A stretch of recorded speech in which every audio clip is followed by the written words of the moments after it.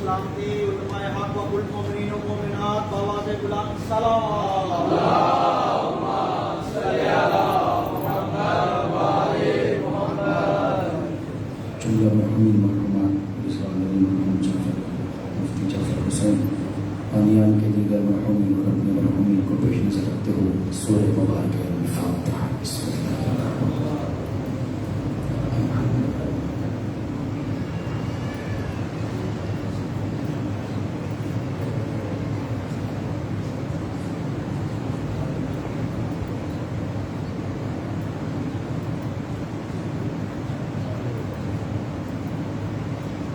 أعوذ بالله السميع العليم من الشيطان اللعين الرجيم. بسم الله الرحمن الرحيم. أحسن كلمة يبتدأ بها الكلام وخير خبر يختتم بها المرام. حمدك اللهم على جزيل الأنعام. الصلاة والسلام والتحية والإكرام على سيدنا سيد العرب والعجم وسيد الأنام أعني بالقاسم محمد.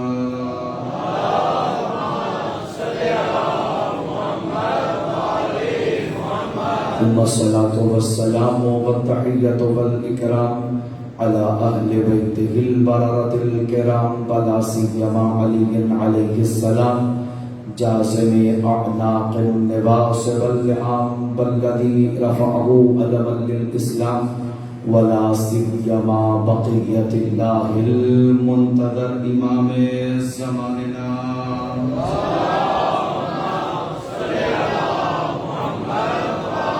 روحي وأرواح العالمين لتراب مقدمه الفداء. عجل الله تعالى فرجه الشريف وسهل الله تعالى مخرجه الشريف. واللعنة الأبدية القائمة على أعدائهم ومقصري فضائلهم ومنكري مناقبهم وولايتهم أجمعين. أما بعد فقد قال الله سبحانه وتعالى بسم الله الرحمن الرحيم. یوم ندعو کل اناس بامامہم. درود بھیجیے پر محمد و آل محمد کے ذات.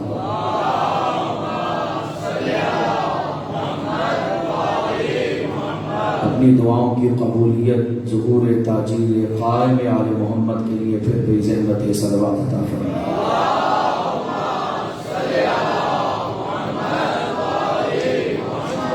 واجب الاحترام سامعین گرامی قدر عاشقان ولایت علی ابن ابی طالب تشریف فرما ہے.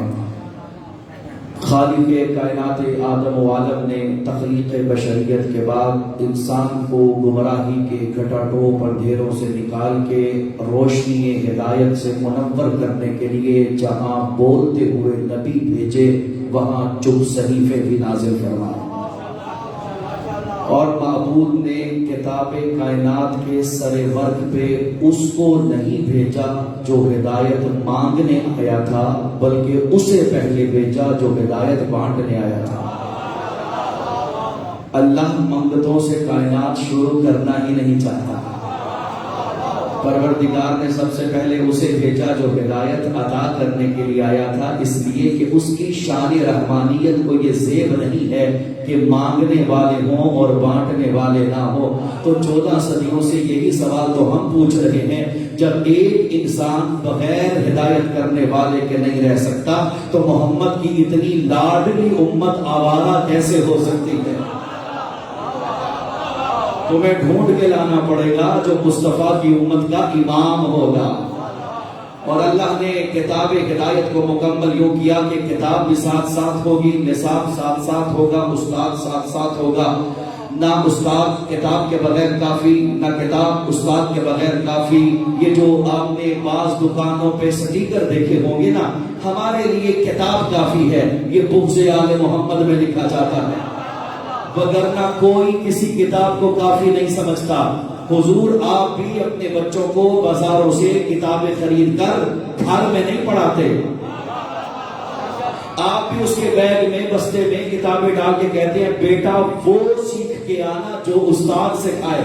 تو بڑے ہوشیار ہیں آپ. انسان کے لکھی ہوئی نصاب کی پہلی کتاب بغیر استاد کے سمجھ میں نہیں آتی، تو رحمان کے نصاب کی آخری کتاب مہدی کے بغیر سمجھ میں کیسے آ سکتی؟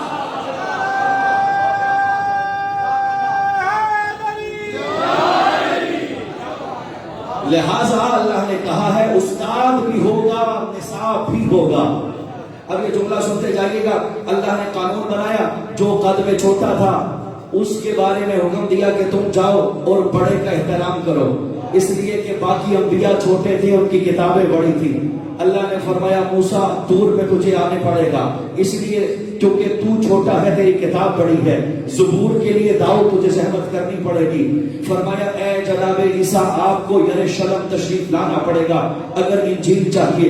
اگر یہی قانون ہے تو اللہ نے فضائل شان محمد مصطفیٰ جب میرے سرکار کی باری آئی، پروردگار نے قانون تبدیل فرمایا محمد وہ استاد چھوٹے تھے، ان کا نصاب بڑا تھا، محمد تو بڑا ہے، تیری کتاب چھوٹی ہے، جدھر جدھر تو آئے گا ادھر ادھر قرآن آئے گا۔ محمد گھر میں ہوا قرآن گھر میں آئے گا، محمد در پہ ہوا قرآن در پہ آئے گا، محمد بازار میں ہوا قرآن بازار میں آئے گا، رسول دربار میں ہوا قرآن دربار میں آئے گا، رسول تحت لوا ہوا قرآن تحت لوا آئے گا، رسول تحت الکساء ہوا قرآن تحت الکساء آئے گا، محمد عشیر میں ہوا قرآن عشیر میں آئے گا، محمد غدیر میں ہوا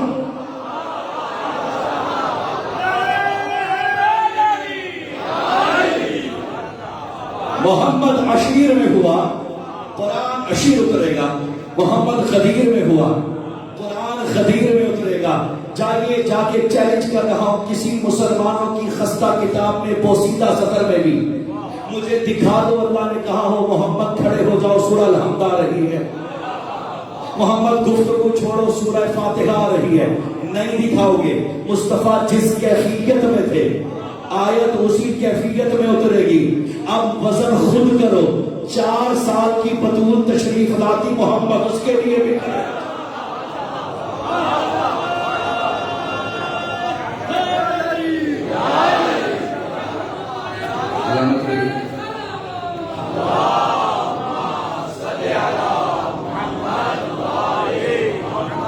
آواز آ رہی ہے یوما ندعو کل اناس بامامہم، ہم اس دن تمہیں امام کے ساتھ اٹھائیں گے۔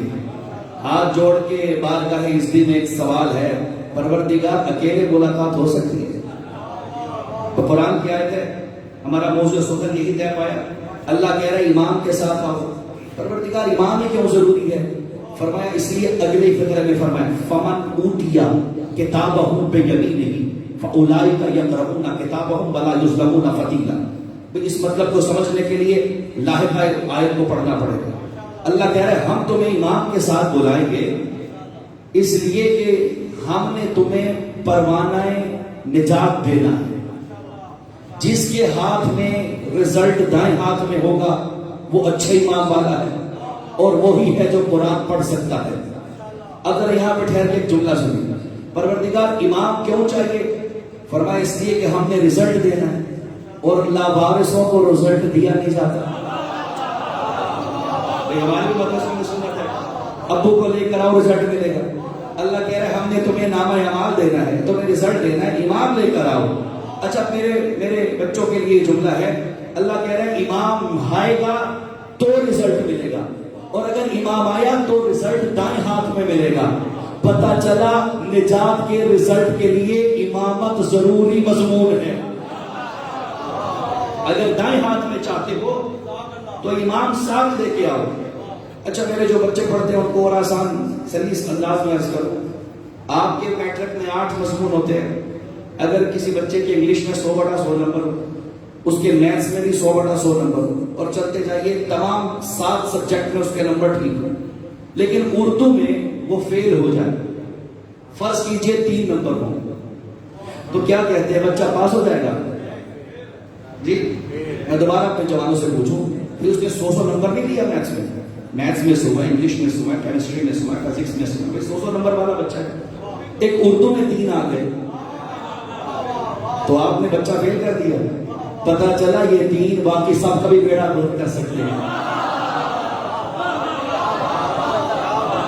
بھئی پاس ہونا ہے تو سب میں پاس ہونا پڑے گا، باقی سب میں اگر نمبر ٹھیک ہے، اس میں ٹھیک نہیں ہے تو آپ فیل ہیں۔ سامعین، اللہ یہ کہہ رہا ہے اگر توحید میں نمبر ٹھیک ہے، رسالت میں نمبر 100 ہے، قیامت میں نمبر 100 ہے، اگر علی تمہارے رزلٹ میں نہیں ہے تو سب جہنم میں رہیں گے۔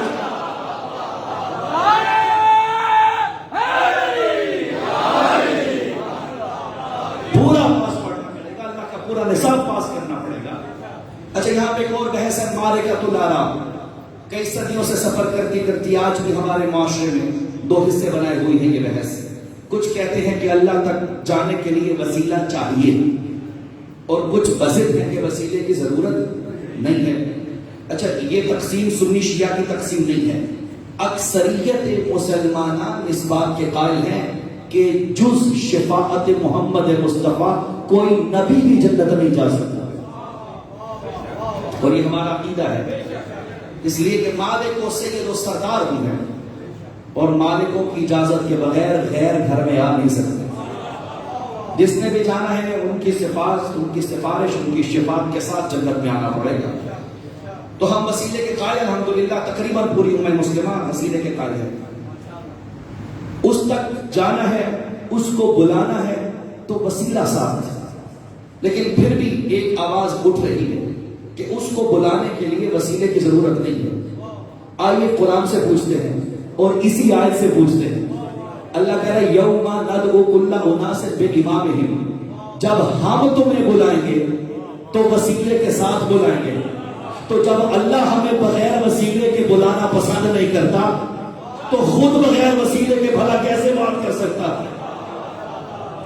لہذا یہ 2 طرفہ قانون ہے، ادھر سے ادھر ملنا ہے تب بھی وسیلہ ہوگا، ادھر سے ادھر کا سفر کرنا ہے تب بھی وسیلہ ہوگا۔ ہم ایک جگہ پہ تھے، کبھی 25 کو پھر ہماری پنجاب یونیورسٹی میں ایک سیمینار میں گفتگو ہے، ہم اسی طرح ایک سیمینار میں تھے، تو میں نے گزارش کی وسیلے کے اوپر گفتگو، مجھے پرچیال اردو وسیلے میں بات کریں، تو میں نے کہا ذرا سادہ مشترکہ سی مثال سے سمجھا دو بچوں کو وسیلہ کیا ہوتا ہے۔ اور دیکھیے وسیلہ ہمارا خود ساختہ نہیں ہے، اللہ نے دیا ہے تو ہم مانے ہوئے ہیں۔ میں نے کہا مثال دیجیے، باغیچہ ہے، آم ذرا اونچے ہیں، ہمارے بزرگ علماء مثال دیا کرتے تھے، معروف مکتبی مثال ہے۔ ایک بچہ ہے جو پھل کھانا چاہتا ہے، لیکن مشکل یہ ہے کہ قد چھوٹا ہے، اس کا ہاتھ پھل تک پہنچتا نہیں۔ اب ایک بڑا آئے گا جس کا پھل تک بھی ہاتھ پہنچتا ہو اور بچے تک بھی پہنچتا ہو، دونوں سے کنیکشن ٹھیک ہو تو وسیلہ ٹھیک ہوتا ہے۔ وہ وہاں پیڑ سے پھل اٹھائے گا اور بچے کو پھل دے دے گا، یہ ہے وسیلہ۔ ہم نے کہا بس اتنی سی بات ہے، ہم قد میں بڑے چھوٹے ہیں، اللہ بہت بڑا ہے۔ وہ کہتے ہیں اگر مجھ تک آنا ہے تو کسی بڑے کا بندوبست کرو، اور اس بڑے کو ہم پیار سے علی ابن ابی طالب کہتے ہیں۔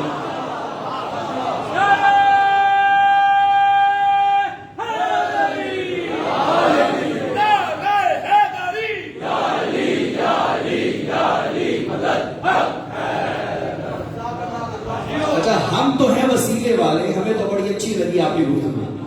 ایک پرچی آگے ایک محترمہ نے سوال کیا، قبلہ آپ کی مثال غلط ہے، یہ جرت ہونی چاہیے۔ اور اب یہ جرت، ہم تو الحمدللہ وہ ہے جو کائنات میں تنہا مکتب ہے جو ساری زندگی ہی سوال وصول کرتے ہیں اور ایسا جواب دیتے ہیں کہ اگلا لاجواب ہو جاتا ہے۔ محرم چڑھتا نہیں میرے بچوں سے سوال پوچھنا شروع ہو جاتے ہیں، کالے کپڑے کیوں پہنتے ہو، علم کیوں نکالتے ہو، پیٹتے کیوں، روتے کیوں؟ میں اپنے بچوں سے کہتا ہوں پریشان ہونے کی کوئی بات نہیں ہے، جن کے بڑوں سے جن کے چھوٹے پوچھ لیتے۔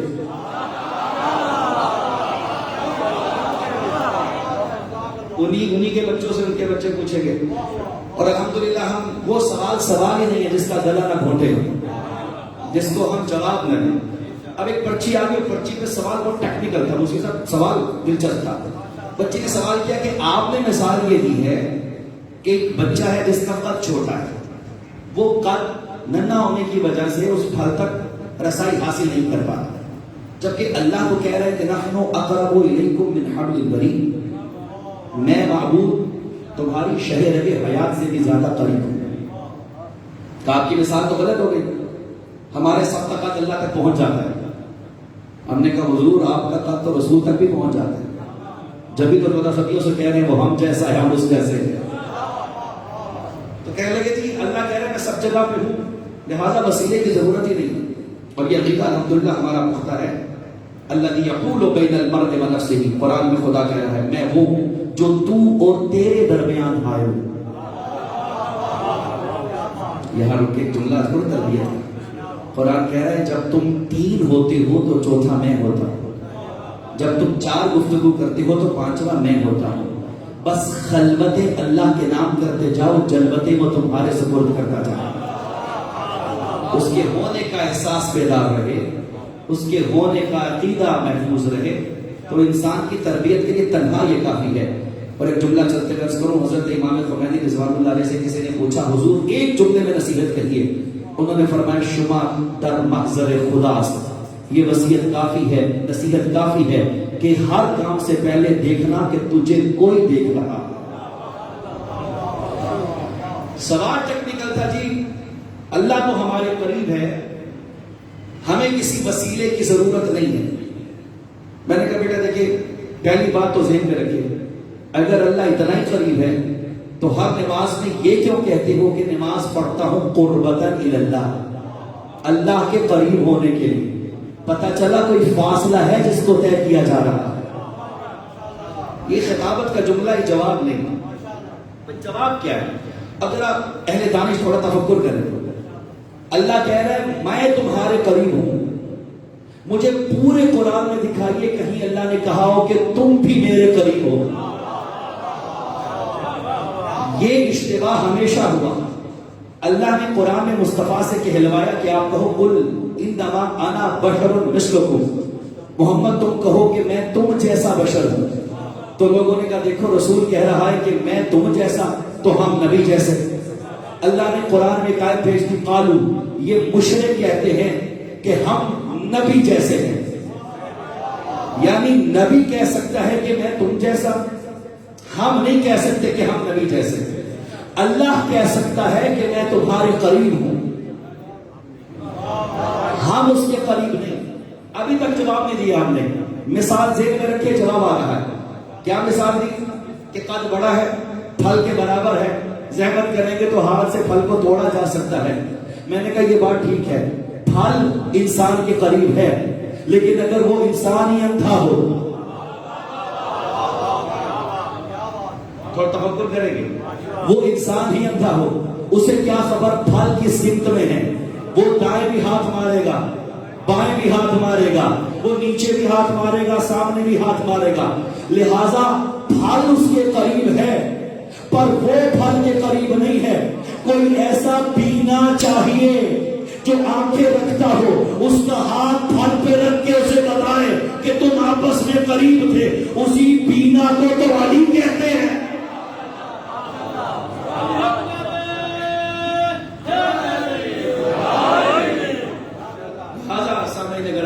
ہمیں اللہ کے قریب ہونا ہے، وہ ہمارے قریب ہے. بس آئیے اپنے دوبارہ موضوع کی طرف پڑھتے ہیں. یوم ندعو کل اناس بامامہم، ہم پکاریں گے تمہیں امام کے ساتھ. معبود کوئی عطا پتہ، کوئی خاندان، کوئی گھر، کوئی شناخت؟ فرمایا سارا کچھ قرآن میں بتایا گیا ہے. وہ کون ہیں جو امام ہیں، وہ کہاں سے ہیں وہ امام ہیں. ہم نے یہ بھی بتایا ہے وہ کتنے ہیں جو امام ہیں. آپ کے مزاج ہمارے ساتھ چل رہے ہیں تو ہم قرآن کی وہ سب آیتیں آج پڑھنا چاہ رہے ہیں جس میں کلمہ امام استعمال ہوا. اور الحمدللہ ہم نے کوشش کی ہے کہ علمی گفتگو کو آپ کی خدمت میں، میرا مکتب بڑا مضبوط ہے، میرا مکتب بڑا پختہ ہے الحمدللہ. ہم نے امامت مورخ سے نہیں لی، ہم نے امامت قرآن سے، رحمان سے لی ہے. معبود تو نے کہہ دیا امام لے کر آنا، اب تو ہی بتا وہ کون ہے. فرمایا قرآن کھولو، بسم اللہ الرحمن الرحیم. قرآن کہہ رہا ہے وَكُلَّ شَيْءٍ أَحْصَيْنَاهُ فِي إِمَامٍ مُبِينٍ. معبود کی اور نشانی کا پھر قرآن کھولو وَجَعَلْنَاهُمْ أَئِمَّةً يَهْدُونَ بِأَمْرِنَا وَأَوْحَيْنَا إِلَيْهِمْ فِعْلَ الْخَيْرَاتِ وَإِقَامَ الصَّلَاةِ وَإِيتَاءَ الزَّكَاةِ وَكَانُوا لَنَا عَابِدِينَ. معبود کوئی اور نشانی کا پھر قرآن کھولو. قرآن کہہ رہے وَجَعَلْنَا مِنْهُمْ أَئِمَّةً يَهْدُونَ بِأَمْرِنَا لَمَّا صَبَرُوا परवरदिगार कोई और निशानी का? फिर कुरान खोलो, बिस्मिल्लाहिर्रहमानिर्रहीम, वनुरीदु अन नमुन्ना अलल्लज़ीना इस्तज़अफ़ू फिल अर्दि व नजअलहुम अइम्मतन व नजअलहुमुल वारिसीन। माबूद कोई और निशानी? फरमाया फंतकमना मिनहुम फइन्नहुमा लबिइमामिन मुबीन। माबूद कोई और निशानी? फरमाया कुल्ला शैइन अहसैनाहु फी इमामिन मुबीन। परवरदिगार कोई और निशानी? फरमाया वजअलनाहुम अइम्मतन यदऊना इलन नार। परवरदिगार कोई और निशानी? फरमाया इब्तला इब्राहीम रब्बुहु बिकलिमातिन फतम्महुन्ना क़ाला इन्नी जाइलुका लिन्नासि इमामा क़ाला व मिन ज़ुर्रिय्यती क़ाला ला यनालु अहदि ज़ालिमीन। परवरदिगार कोई और निशानी? फरमाया यौमा नदउ कुल्ला उनासिन बिइमामिहिम। परवरदिगार कोई और निशानी? फिर कुरान में आयत भेज दी इन्नहुमा लबिइमामिन मुबीन। परवरदिगार कोई और निशानी? फरमाया मिन क़िबलिही किताब मूसा इमामन व रहमतन। परवरदिगार कोई और निशानी? फरमाया फ़क़ातिलू अइम्मतल कुफ़्र फ़इन्नहुम ला ऐमान लहुम। मैं आयतें पढ़ता जा रहा हूँ और मैंने कुरान में टोटल आयत इमामत को इकट्ठा किया। ये जुमला जहां जहां तक मेरी आवाज की गूंज जा रही है, पूरी जिम्मेदारी के साथ, डंके की चोट पे हर्फ और ज़ेर और ज़बर की जिम्मेदारी के साथ, अल्लाह ने पूरे कुरान में ना 11 मरतबा ना 13 मरतबा लफ्ज़ इमाम सिर्फ 12 मरतबा इस्तेमाल।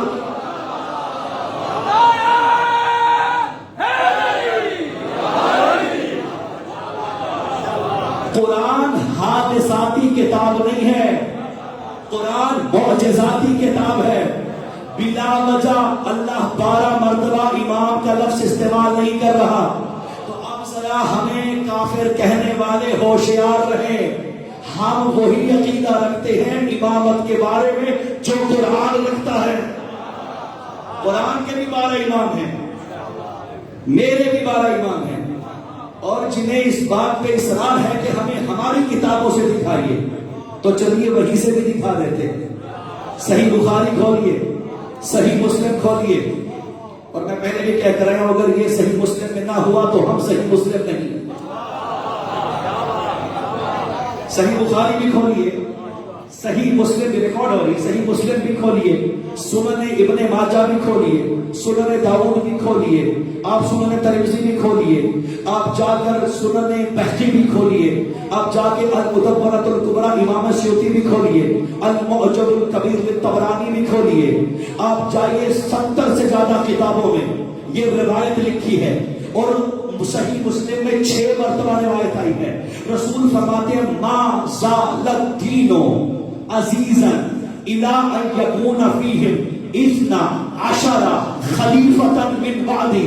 रसूल फरमाते हैं मेरा दीन क़यामत तक चलता जाएगा यहां तक कि उसमें मेरे 12 खलीफे जाहिर होंगे।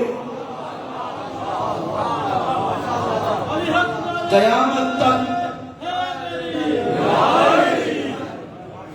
मुद्दत कब तक है?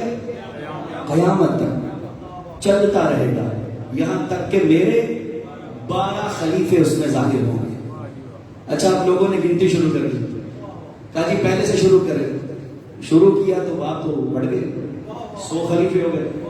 अच्छा, बाद में कहा चुन लेते हैं, चुन के जब शापर में इकट्ठे किए पता चला ऐबदार भी आ गए। कहा जी ये भी नहीं हो सकते। बाद में कहा अच्छा 12 तक स्टॉप लगाते हैं, इससे आगे वाले खलीफा ही नहीं। जाइए जाके हम इशारों में अर्ज कर रहे, किताबों में लिखा हुआ है। तो गिनना शुरू किया, जिसमें 1 2 3 के बाद चौथा खलीफा अली था, 5वां कोई और, तो छठा हसन था, छठा हसन था तो 7वां यजीद निकल आया। अब यहां फिर परेशान हो गए।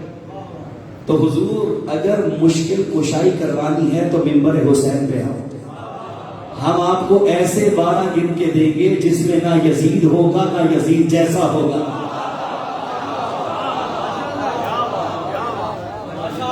तन्हा मेरा मकतब है जो इस आयत की तफसीर कर रहा है, इस रिवायत की तफसीर कर रहा है। लिहाजा ये आपका ज़ौक़ आपको सपुर्द, चाहे तो यजीद वाले मान लीजिए, चाहे तो शबीर वाले मान लीजिए। हम दरे हुसैन पे बैठे हुए हैं और अल्लाह का शुक्र है कि मुस्तफा के इशारे पर बैठे हुए हैं। और अगर 12 हो भी जाते, जिसके बाद आपने क्रॉस कर दिया, तो रसूल ने कहा क़यामत तक चलेंगे मेरे 12। तन्हा हम हैं जो 12वें को गायब मानते हैं। ये छोटी बात नहीं है, ये मकतब तशय्युअ की संगीन और बुनियादी दलीलों में से है। لہٰذا یہ مشترکہ اثاثہ ہے حدیث نبوت کا، 12 ہوں گے. تو اللہ کہہ رہا ہے ہم تمہیں تمہارے امام کے ساتھ بلائیں گے. اچھا امام ڈھونڈ کے لانا جس کے ساتھ آؤ تو چہرہ چھپانا نہ پڑے. مولا مردوں میں چلے گا تو مرا ہوا امام لے آئے، تو یہ نا اللہ کہہ رہا ہے امام تو ہوگا. اب یا تو میرا کوئی زمانے کا امام ہوگا، بھئی سیاسی پارٹی کا لیڈر نہیں کہ آپ خان صاحب کا نام لے لیں. کون چاہیے؟ امام. امام بھی وہ چاہیے جس کے ہونے سے آپ نجات میں آئیں گے. تو پروردگار مردہ چلے گا، کیونکہ زندہ میں تو ایسا ہے کوئی نہیں ہمارے پاس تو بہت ہے، لیکن مشترکہ بات کرو تو پروردگار مردہ چلے گا. آوازیں نہیں، مردہ نہیں، مردوں میں ایمان لاؤ.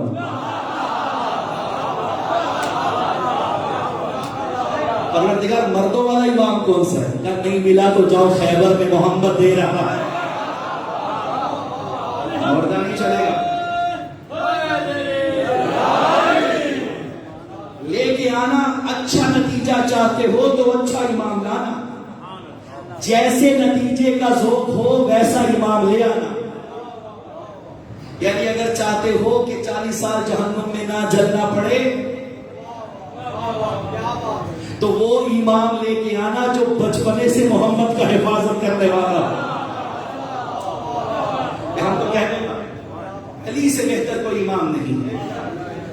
حضور یہ تو ہم ہمیشہ بولتے ہیں کہ علی سے اچھا امام کوئی نہیں، لیکن یہ کب بولیں گے کہ علی کے اچھے شیعوں میں ہمارا شمار کب ہوگا؟ اللہ کہہ رہا ہے امام اچھا لے آئے تو اچھا کردار بھی ساتھ لے کے آنا پڑے گا. اچھا کہتے ہیں بچوں کی بات کر کے تربیت میری ذمہ داری ہے، اور یہ منبر کا سب سے اولین فریضہ ذمہ داری ہے ہماری. یہاں فریضہ ہے کہ آپ کی خدمت میں حاضر ہو جائیں اور کردار کی بات کریں. ہم سے اچھے امام تو اللہ کسی کو نصیب ہی نہیں کر سکتا، لیکن کیا اماموں کو اچھے شیعہ نصیب ہوئے ہیں کہ نہیں ہوئے؟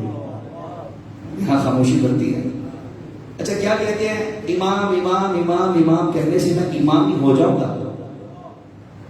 اچھا چلیے اس کو مثال سے، میں بیمار ہو گیا، علیل ہو گیا، بستر علالت پہ آ گیا، مجھے بہت شدید درد ہے، میں علاج چاہتا ہوں. میں نے برابر والے بھائی سے کہا مجھے تسبیح دو. کیا کرو گے بھائی؟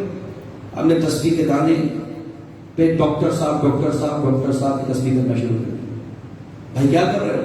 میں نے کہا ڈاکٹر صاحب کا نام لے رہا ہوں، ہو سکتا ہے شفا ہو جائے. کہا نہیں صاحب، ڈاکٹر کہنے سے شفا نہیں ملتی. اچھا ہم نے کہا قدم آگے چلتے ہیں، ڈاکٹر صاحب کے فضائل پڑھ لیں. ڈاکٹر صاحب بہت اچھے ہیں، کوالیفائڈ ہے، پروفیسر ڈاکٹر ہے، لندن سے ڈگری حاصل کی ہے. ڈاکٹر صاحب کا کلینک بہت عمدہ ہے، شاندار لگتے ہیں، سوٹڈ بوٹڈ ہے. شفا پھر بھی نہیں ملی. پتا چلا صرف نام لینے سے علاج نہیں ہوتا، فضائل پڑھنا بھی کافی نہیں ہوتا. کیا کرنا پڑے گا؟ ڈاکٹر صاحب کے ہاسپٹل میں آنا پڑے گا، نسخہ لکھوانا پڑے گا. یہ بھی کافی نہیں ہے، نسخہ لکھوا کے چومتے رہو، اس سے بھی کام نہیں چلے گا، بلکہ وہ کرنا پڑے گا جو نسخے میں لکھا ہوا ہے. تو حضور یہی تو ہے فلسفہ عزاداری. ہم سالانہ محرم میں فرش عزا اس لیے سجاتے ہیں کیونکہ حسین سالانہ چیک اپ کرنا چاہتے ہیں.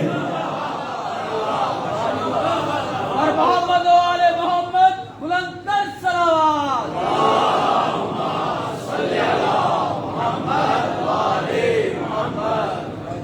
حسین وہ مسیحا ہے جس نے جگہ جگہ سالانہ کلینک کھول رکھا ہے. میرے مولا یہ کہہ کے گئے تھے انی لم اخرج اشرب ولا مطر ولا ظالم ولا مفسد. ہم کسی دنگا و فساد و فتنہ و چپتلش کے لیے نہیں جا رہے. انما خرجت لطلب الاصلاح فی امت جد رسول اللہ. اس جملے کی گہرائی کو وصول کیجیے گا. حسین فرما رہے ہیں جدھر جدھر بگاڑ ہوگا ادھر ادھر حسین ہوگا. اگر میرے دل میں بگاڑ ہے تو حسین میرے دل تک آئے گا، میری روح میں امراض ہے تو مسیحا یہاں تک آئے گا. لہٰذا میرے بچوں کو، جوانوں کو یہاں پہ ممبر سے یہ پیغام جانا چاہیے کہ صرف نام حسین کافی نہیں ہے، بلکہ نسخہ حسین پہ عمل کرنا پڑے گا. اور بڑے بڑے بیمار ہیں تاریخ میں جنہیں حسین نے 1-2 پہر میں ٹھیک کر دیا. لیجئے یزید کے خیمے سے چلنے والے حر کو لیجئے. میرے ذہن میں ایک واقعہ آ رہا ہے. ایران کے عالم دین فرماتے ہیں دیکھیں جب بھی مجلس حسین پر ایک نیت ضرور کیا کیجیے. آتے آتے کہیے گا سرکار ہم آپ کے بابا کے حکم کے مطابق، آپ کے بابا نے کہا تھا کہ علی کے نزدیک دنیا جوتیوں کی طرح ہے، ہم بارگاہ میں دنیا اتار کے فرش عزا پہ آتے ہیں. سرکار میرے دل سے دنیا کی جوتیاں آپ اتار دیجیے، مجھے شفا کے لیے سے تشریف لائیے. بارگاہ کے دروازے پہ 2 لحظے ٹھہر کے اس نیت سے آئیے کہ حسین تو بڑا لجپال ہے، تیرے دربار سے تو بڑے بڑے لا علاج کو بھی شفا میسر ہے. سرکار آپ کی بارگاہ میں آئے. اور ایک عالم دین ہے اصفہان کی، وہ فرماتے میں مجلس اذان پڑھ رہا تھا، تبلیغات جاری تھی، یہاں دروازے پہ شور ہوا بارگاہ کے. بس اوقات کچھ چھوٹے موٹے معاملات ہو جاتے ہیں. تو میں نے بعد میں پوچھا کیا ہوا، تو کہا پتہ چلا کہ کوئی نشہ کیے ہوئے جوان تھا اور بارگاہ میں گھسنا چاہ رہا تھا. آپ کی محفل بڑی روحانی ہوتی ہے قبلہ. ہم نے کہا یہ کوئی عام ذاکر تھوڑی پڑھ رہا ہے، اتنے بڑے آیت اللہ پڑھ رہے ہیں. تو ہم نے اسے وہی بارگاہ سے باہر روک لیا. وہ روتا رہا، مجھے کہنے لگا مجھے عباس کے مسائل سننے ہیں، مجھے بارگاہ میں آنے دو.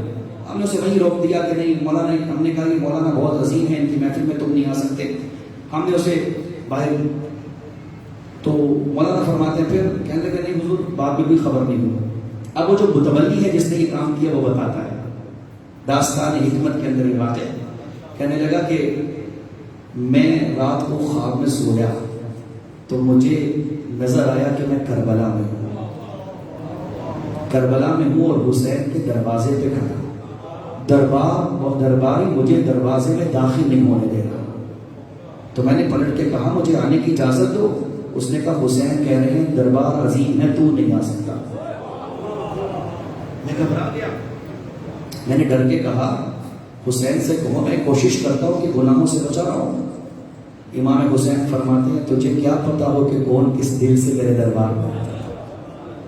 سرکار سے میں نے عرضی کی تو وہ درباری واپس آیا. اس نے کہا امام فرماتے ہیں پہلے اس سے معافی مانگ جسے تو نے امام بارگاہ میں آنے سے روکا تھا. یہ فیصلہ میں اور آپ نہیں کر سکتے کہ کس کو شفا دے رہا ہے حسین. میں لوٹ کے واپس اس کے گھر میں دستک دی اور میں نے کہا تمہیں حسین کا سلام آیا ہے. وہ گناہگار کہنے لگا کر شب تو آپ نے مجھے بارگاہ سے باہر نکالا تھا. اس نے کہا تو نے کیا کیا؟ کہا جس وقت آپ نے مجھے داخل نہیں ہونے دیا نا تو میں نے وہیں خاک پہ بیٹھ کے عباس علمدار سے کہا تیری حسین بڑی مانتے ہیں، عباس میری سفارش کر. میں نے دل کو صاف کیا، حسین نے سلام بھیج دیا. لہٰذا ہمیں دلوں کو پاک کر کے فرش عزا پہ آنا ہوگا. عزیزان مظلوم کربلا، یہ فرش عزا گریا اس لیے کروایا جاتا ہے تاکہ اندر کی آلودگی ختم ہو سکے.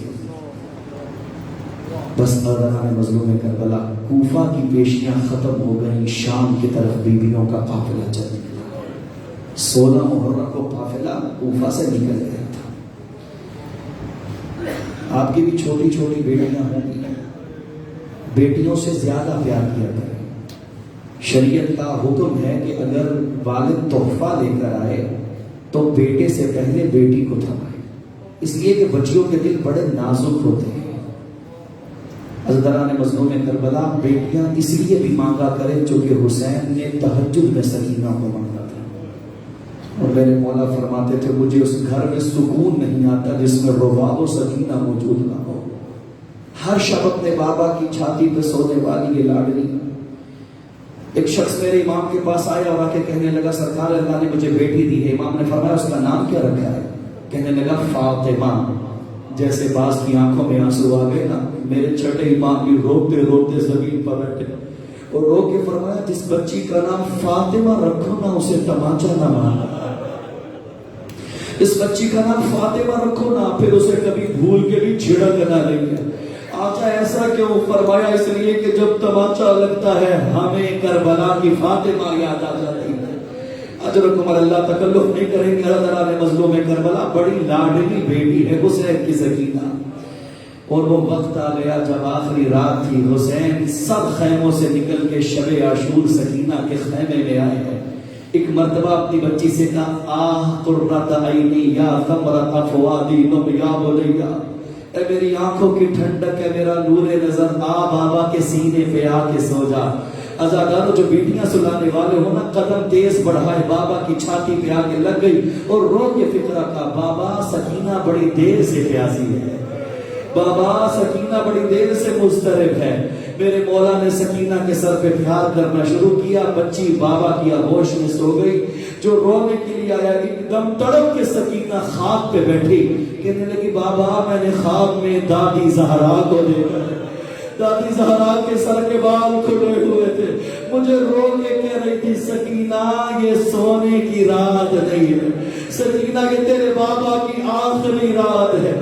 بس اللہ تعالیٰ نے مظلوم کربلا آ گیا، عصر عاشور کا وقت، حسین رہوار پر سوار ہوئے، ایک مرتبہ ذوالجدہ کی گردن پہ تھاپی دی، اے رہوار تیرا آخری سفر ہے، ذوالجدہ ہے کہ نہیں چلتا۔ ایک مرتبہ گھوڑے نے گردن موڑی، رونے والوں کیا دیکھا، پچھلے صبح پہ چھوٹی فاطمہ ہاتھ رکھ کے بیٹھی ہے اور ایک نوحہ پڑا، یا جواد ابی، اے میرے بابا کا گھوڑا، ایک پہر ٹھہر میں بابا سے ملنا چاہتی ہوں۔ حسین نے خود کو خاک کربلا پہ گرایا، یا ایک مرتبہ سکینہ کو پیار کیا اور ایک جملہ فرمایا، سکینہ ہو سکتا ہے میں تیرے لیے پانی کا بندوبست کروں۔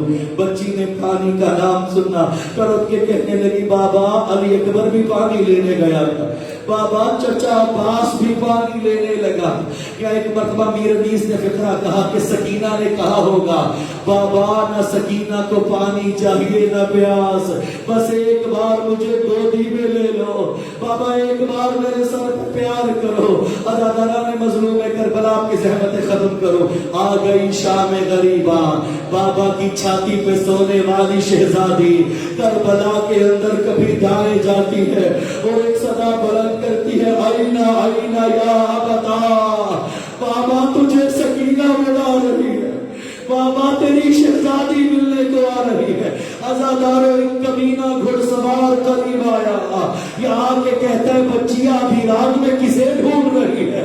یا بی بی نے فرمایا میں حسین کی یتیمہ ہوں، اللہ لعنت کرے اس کمینے پر، اس نے خود کو زمین پر آیا، ہاتھ کو بلند کیا، اس کا نجس ہاتھ عباس کی بھتیجی کا چہرہ اتنا زور سے زمین پر گری کہ کربلا میں زلزلہ۔ اجرکم اللہ تکلف نہیں کریں گے عزادارو، یہ زلزلہ آیا، میرا ذہن کہتا ہے لاشا عباس تڑپا ہوگا، اے ظالم یہ لابارس نہیں ہے، اے ظالم یہ میری بھتیجی ہے۔ یا ایک مرتبہ شہزادی نے اپنے چھوٹے چھوٹے ہاتھ اپنے رخسار پہ رکھے اور کھڑی ہو کے کہنے لگی مار تو لیا ہے، اب بتا میرا بابا کدھر ہے؟ اللہ نہ کرے کوئی بچی اتنی غریب ہو جائے۔ عزادارو آپ نے دیکھا ہوگا بچیوں کو کس پیار سے بابا کے جنازوں پہ لایا جاتا ہے، کوئی سر پہ پیار دے رہا ہوتا ہے، کوئی کہہ رہا ہوتا ہے بیٹا آج کے بعد تیرا بابا میں ہو۔ کس رنگ میں بابا کے جنازے پہ آئی ہے سکینہ، اس لعین نے تیر کو کمان میں جوڑا، یا ایک سمت میں تیر روانہ ہوا، لاشا حسین پہ تیر پیوست ہوا۔ یہ لعین کہنے لگا جہاں تیر لگا ہے وہ شبیر کا جنازہ، یا ننھے قدم چلتی ہوئی بابا کے جنازے پہ آئی، کیا دیکھا کٹی گردن والا جنازہ۔ بچی نے اپنے ہاتھوں سے بابا کے جنازے سے تیر کو ہٹانا شروع کیا، یا کٹی ہوئی گردن سے آواز آئی، اے سکینہ میرے شیعوں سے کہنا جب کبھی ٹھنڈا پانی پینا رخ کربلا کی طرف موڑنا اور کہنا السلام علیکم یا ابا عبداللہ۔ یا دوسرا فکرہ فرمایا سکینہ میرے شیعوں سے کہنا کاش تم کربلا میں ہوتے، تم دیکھتے تمہارا کریم امام کس طرح اصغر کے لیے پانی مانگ رہا تھا، بس آخری فکرہ جو رونے کے لیے آیا ہے رو نہ سکا۔ فرمایا سکینہ اے سکینہ میرے شیعوں کو بتانا انہوں نے شام غریباں اس طرح حسین کا لاشا کچلا ہے جیسے گندم کو چکی میں پیسا جاتا ہے،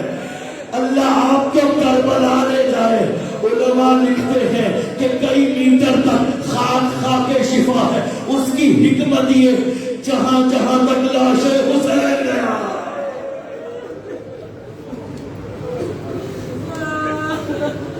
ينقلب